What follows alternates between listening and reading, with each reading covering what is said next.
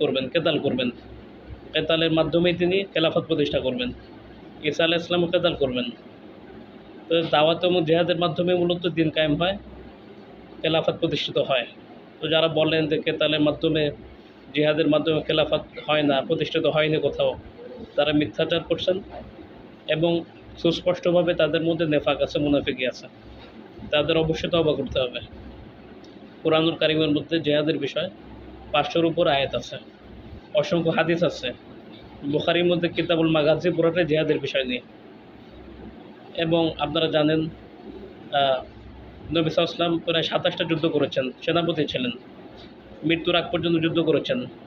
এর পরবর্তীতে হযরত আবু বকর যুদ্ধ করেছেন, ওমর ইবনে খাত্তাব অর্ধ বিশ্ব জয় করেছেন যুদ্ধের মাধ্যমে। তারপরে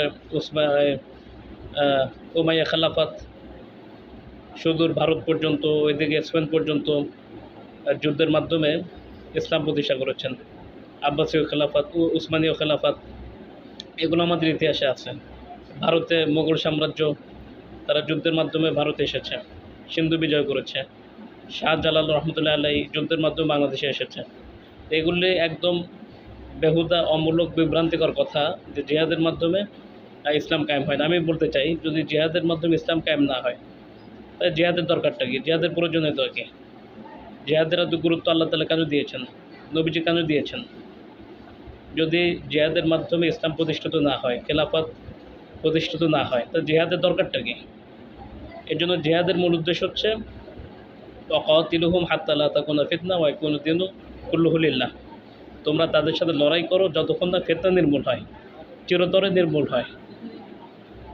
ওয়া ইয়াকুনা দীনু কুল্লুহু লিল্লাহ, এবং দিন পরিপূর্ণভাবে প্রতিষ্ঠিত না হয়। ফিতনা পরিপূর্ণ নির্মূল হবে, দিন পরিপূর্ণ কায়েম হবে, অর্থাৎ খেলাফত কায়েম হবে, ততক্ষণ পর্যন্ত যুদ্ধ করতে থাকো। এটা আল্লাহ তাআলা আদেশ করছেন। আর আমরা বলি যে খেলাফত কায়েমের জন্য যুদ্ধ লাগে না, জিহাদ লাগে না। একদম বেহুদা কথা এটা। এরপরে দেখেন, ফিতনা মানে কি? ফিতনা মানে শিরক, কুফর। আর বর্তমান যুগে গণতন্ত্র, সমাজতন্ত্র, ডেমোক্রেসি, সেকুলারিজম, পুঁজিবাদ, জাতীয়তাবাদ, এগুলি বর্তমান যুগের শিরক, কুফর, মানবরচিত সংবিধান। তো এগুলো নির্মূল না হওয়া পর্যন্ত আল্লাহ তাআলা যুদ্ধ করতে বলতেছেন, জিহাদ করতে বলতেছেন। আর আমরা বলতেছি যুদ্ধ করতে, খেলাফত কায়েম করতে যুদ্ধ লাগে না। এগুলো মিথ্যাচার, বিকৃতি, তাহরিফাত, এগুলো থেকে আমরা দূরে থাকবো। তো এর জন্য বিষয়গুলো আমরা খেয়াল করবো ইনশাআল্লাহ, খুব গুরুত্বের সাথে খেয়াল করবো। কেউ এগুলো, এই সমস্ত কথার পিছনে পড়বো না। এটা খুব গুরুত্বপূর্ণ একটি মেসেজ।